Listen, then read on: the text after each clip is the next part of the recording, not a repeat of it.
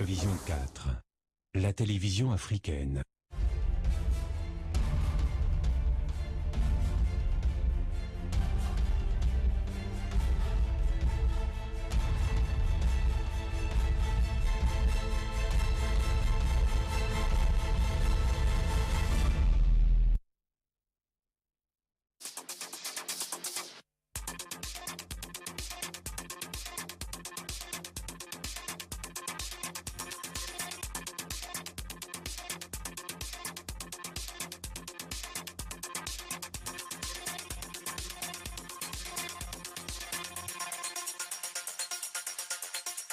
Welcome to the 4 p.m. newscast on the Vision card.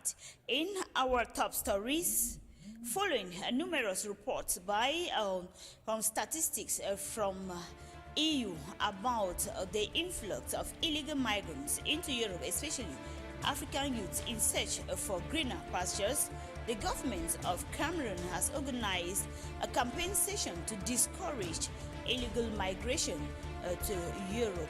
This in a 3-day campaign session that has opened this day in Yaoundé. Out of Cameroon, a young girl has promised to take Zimbabwe's first lady to court after she was beaten in a hotel room by Grace Mugabe when she was found in that hotel room with the first lady's son. Those were our top stories. Details right ahead.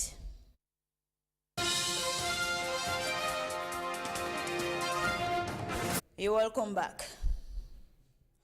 The government of Cameroon has said the number of youths that are migrating to Europe illegally is on the rise. To this effect, a campaign session has been opened this day at the Ministry of Youth Affairs and Civic Education. This as a way of discouraging youth of getting to Europe illegally. The campaign session has been organized by the Ministry of Youth Affairs and Civic Education in collaboration with the Ministry of External Relations and other associations. A student journalist on internship, Belinda Zhu, was there and now reports.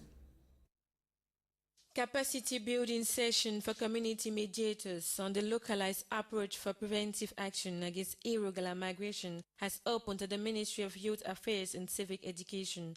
Organized by the Ministries of Youth and Civic Education and that of External Relations, participants will for 3 days be sensitized on the disadvantages of illegal migration and drilled on how to get abroad trouble-free. The 3-day campaign session comes at a time where Europe and other continents are experiencing influx of illegal migrants from Africa and war-torn countries in search of greener pastures and peace.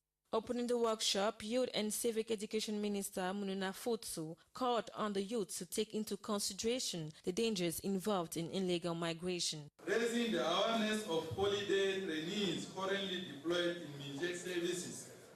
It will be for these mobile civic educators a platform for application of the lessons learned. It is worth noting that the project currently being formulated is deeply anchored in the Lost Dreams initiative carried by the TANK network and whose presentation has just been made by the president of the said structure. This campaign session has brought together youth associations who are the target and some associations and/or structures operating in the country to facilitate the movement of youths abroad for studies, among others. It is expected that at the end of the 3 days, participants would have gathered knowledge on the legal and/or proper ways of traveling abroad. The session will be animated by experts in different workshops. At the end of the workshop, our reporters caught up with one of the representatives of an association that discouraging youth from traveling, that is to get job back at home, or if they have to travel, they should travel using the right means. Get her reaction.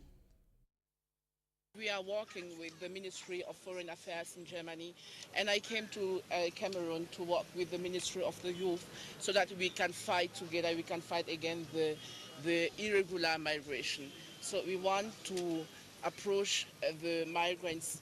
We want to approach all the young people who want to take the way to Europe, crossing the desert or crossing the Mediterranean Sea. We want to speak with them. We want to speak with them about the dangers of this road. We want also to tell them that Europe is not the dream. Europe is a continent like Africa. So we have a lot of people in Europe who are very successful. We have also a lot of people who are not successful. So if they have a dream, maybe they can stay here and they can see how they can reach their dream.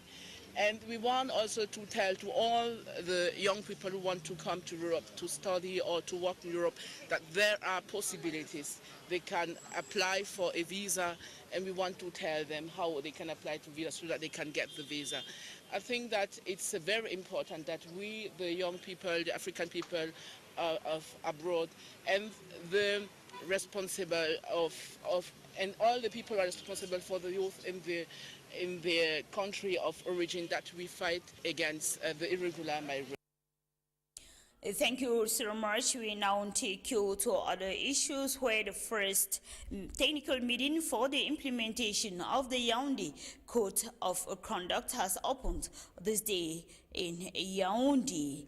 They organized by the Inter-Regional Coordination Center. This meeting provides an opportunity to undertake a global assessment of the code in order to find a way to transform it into a legally binding agreement. This technical evaluation will enable participants to take full account of the challenges of establishing cooperation between the signatory state in two domains, that is the fight against maritime crime and offshore safety. After the opening session, we caught up with one of the resource persons at the Yaoundé Code of Conduct meeting, who now tells us about the document. Get his reaction. A series of meetings were held, and this document, the Yaoundé Code of Conduct, was developed, and the head of states came together here in Yaoundé in June 2003 and signed a code of conduct to guide member states on how to combat maritime crimes in the Gulf of Guinea region.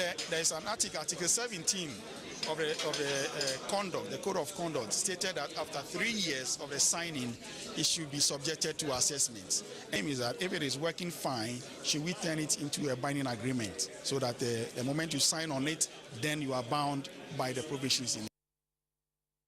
Beyond our national boundaries, Zimbabwean Zambian President Edgar Lungu on Tuesday announced the legislation of HIV testing and treatment in all hospitals without informing or the consent of the patients. He made the announcement during the inaugural launch of HIV campaign in the capital, Lusaka. Our reporter, Priska Ngasa, took interest in these announced reports.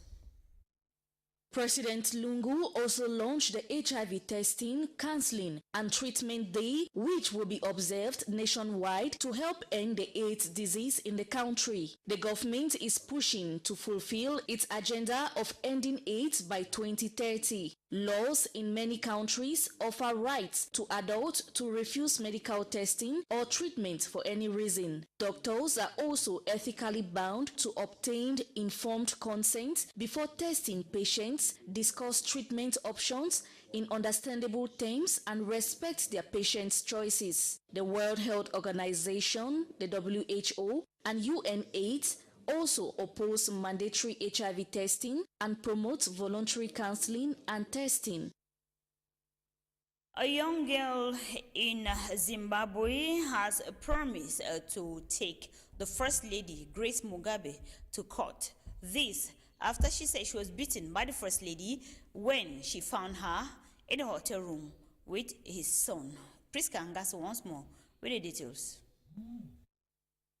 Zimbabwe's First Lady, Grace Mugabe, has been accused of beating up a South African model in a Johannesburg hotel, leaving her with injuries. The 20-year-old model, Gabriela Angels, posted a picture of the alleged assault on Twitter on Monday, saying she was beaten up with her two friends in the hotel room after one of Mugabe's sons ran away and the other was taken out of the room.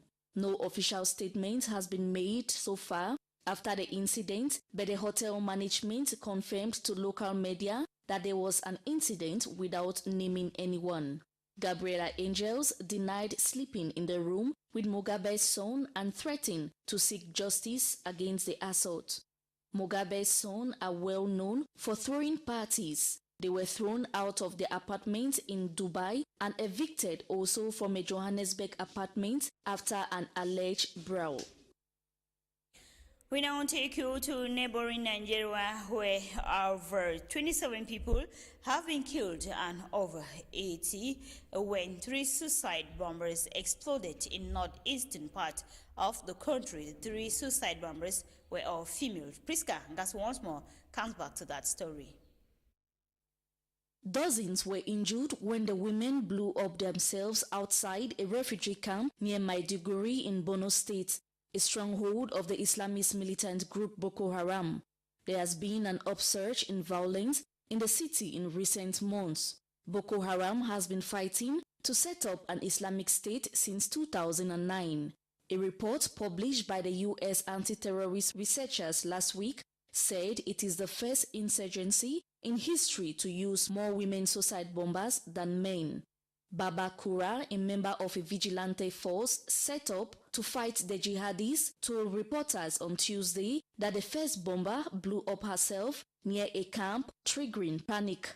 Last year, Nigeria's government said that Boko Haram had been defeated, but correspondents say that the army is failing to stop the attacks and people have continued to flee their homes in Borno State and poured into camps.